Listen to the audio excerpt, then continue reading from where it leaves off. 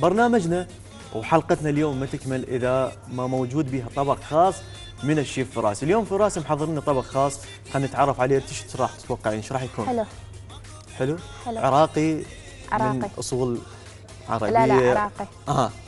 عراقي. أيوة. يلا يسعد صباحك الخير فراس. صباح الخير والعافيه عليكم. هو اليوم احنا راح نعد نوع من انواع الكيك اللي احنا نسميه الكيك العراقي، بس هو الحقيقه انجليزي. الكيك الانجليزي او الانجليش كيك راح نعدها بتفاصيل كامله وبطريقه سهله جدا وبسيطه. يعني ما راح نعدها بنفس التعقيد الحقيقي لهذا النوع من الكيك، راح نعدها بطريقه سهله وبسيطه نفس طريقه منازلنا، لكن بحرفيه اكثر واضافه بعض المواد اللي تعطي جماليه وتعطي نكهه مميزه ايضا اخرى. اتمنى تتابعون فقرتنا خطوه بخطوه، باقي فقرات صباح العراقيه المميزه اللي هي اكيد اليوم جدا مميزه، خصوصا موضوع خطوط العبور ومناطق عبور المشاة اللي هي حقيقه اختفت من الشارع للاسف، وصار العبور عشوائي في اي مكان، ذاك سبب حادث دامج.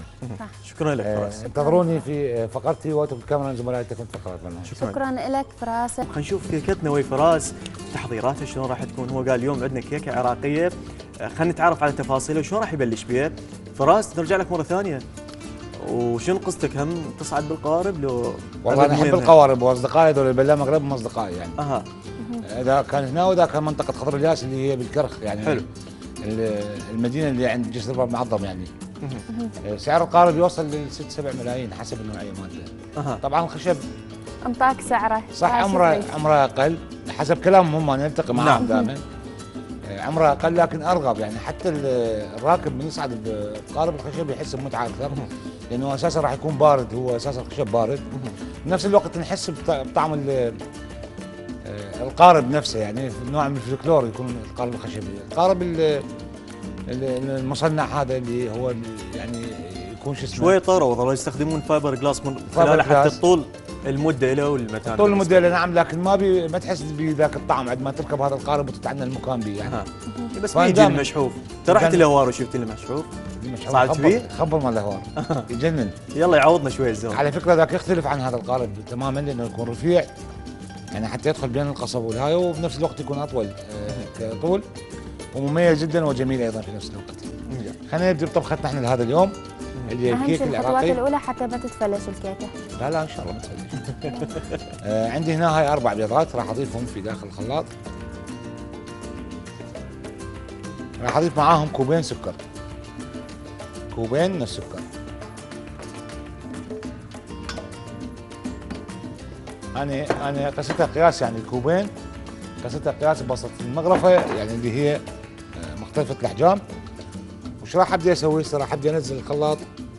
قبل ما انزل حتى ما اكون نسيت، هذا برش قشر الليمون اضيفه الان.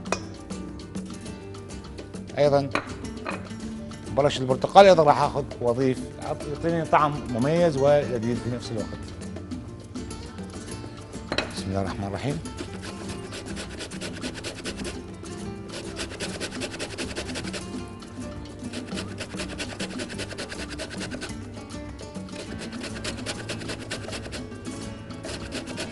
دائما هالبيت بنسويها البرتقاله هاي المبروشه يصير عليها مشاكل كلها تلزم.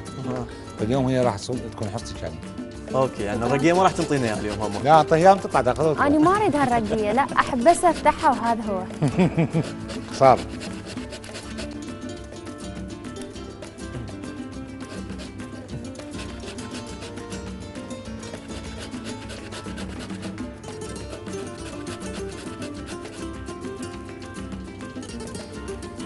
مثل ما تشاهدون عندي هنا البرتقال اخذنا فرش القشر مالته، فقط الصفار يعني ما ننزل على الابيض، الابيض يكون بمرورة عالية فيبين طعمه بالكيك. فقط الصفار، صفار البرتقال يكون جدا مميز.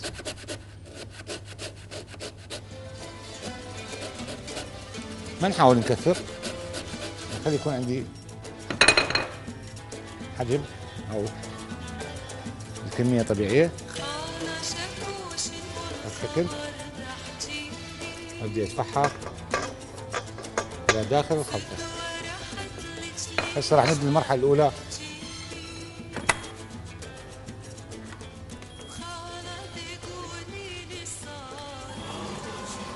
خلي يبدي يخلط بشكل سريع المزيج.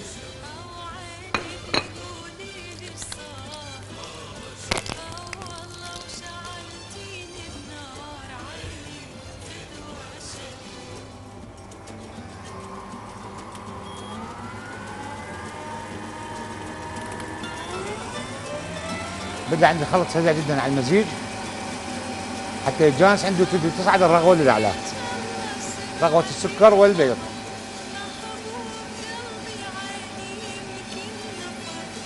رغوه السكر والبيض. هلا 12 ثواني اخذ بيكنج باودر.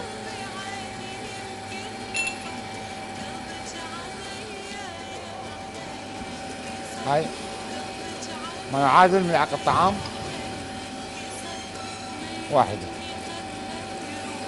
من البيكنج باودر، ملعقة طعام واحدة.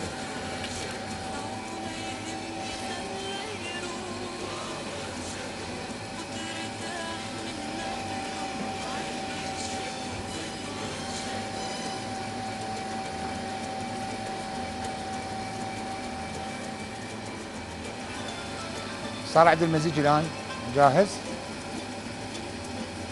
المزيج الان صار جاهز، لونه كريمي ابيض على برتقالي، لون البرتقال والليمون اللي ضفناه مع المزيج. راح ابدي الان اهدئ الحراره، عفوا السرعه، اهدئها وخلينا نبدا ننزل الزبد.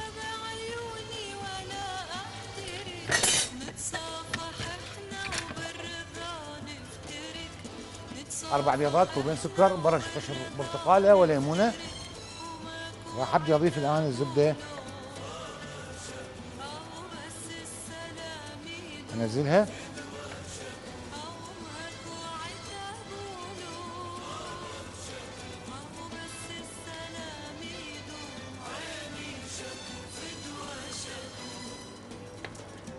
ايضا ابدي اضيف الزبده.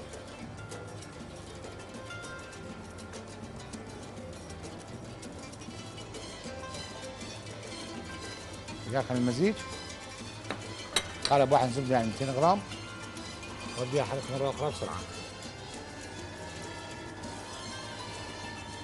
بدي اعدي تحريك سريع.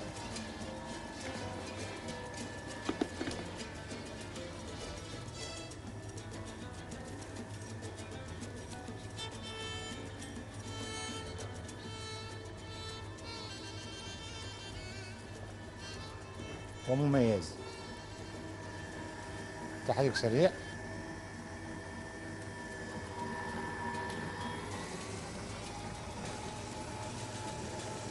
الآن الجانس عندي المزيج بشكل تام.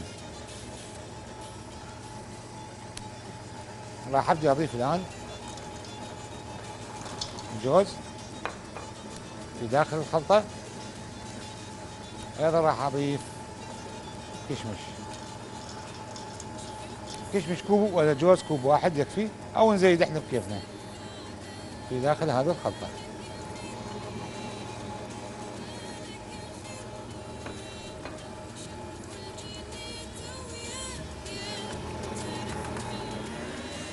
خلط مستمر.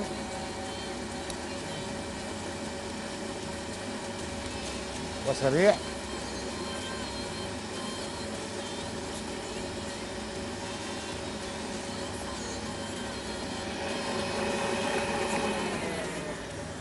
وبعدها راح ابدي اضيف الطحين.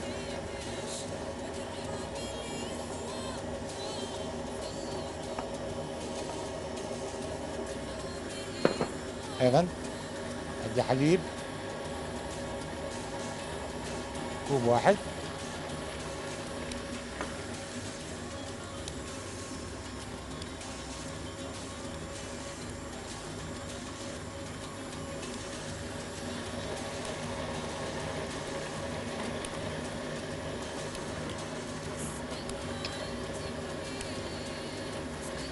بالشكل. ابدي اضيف ايضا طحين، 3 كوب من الطحين.